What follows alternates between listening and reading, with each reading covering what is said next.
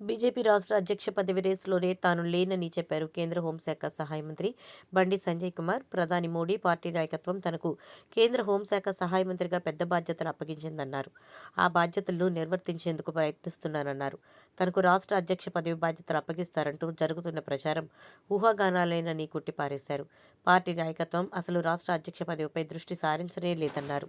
రాష్ట్ర అధ్యక్ష నియామకం విషయంలో బీజేపీ అధిష్టానం తీసుకునే నిర్ణయమే ఫైనల్ అన్నారు. బీజేపీలో అధ్యక్షుడి స్థాయి నుంచి జాతీయ అధ్యక్ష నియామకం వరకు సమిష్టి నిర్ణయాల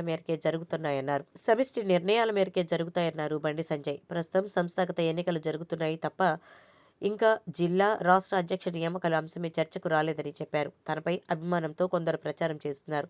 మీడియా ఇలాంటి వార్తలు రాయడం వల్ల కొందరు తనకు వ్యతిరేకంగా కుట్రలు చేస్తున్నారని ఆవేదన వ్యక్తం చేశారు. హైకమాండ్ తన విషయంలో ఎలాంటి నిర్ణయం తీసుకోలేదన్నారు. ఇలాంటి కథనాలతో పార్టీకి నష్టం జరిగే ప్రమాదం ఉందన్నారు. అట్లాగే వ్యక్తిగతంగా తనకు కూడా నష్టం జరిగే అవకాశం ఉంది కాబట్టి దయచేసి ఇకపై అలాంటి కథనాలు రాయొద్దని కోరుతున్నానన్నారు బండి సంజయ్. రాష్ట్ర అధ్యక్ష నియామకం విషయంలో బీజేపీ హైకమాండ్ తీసుకునే నిర్ణయమే ఫైనల్. ప్రతి ఒక్కరూ హైకమాండ్ నిర్ణయానికి కట్టుబడి ఉండాలని కోరుతున్నానన్నారు బండి సంజయ్.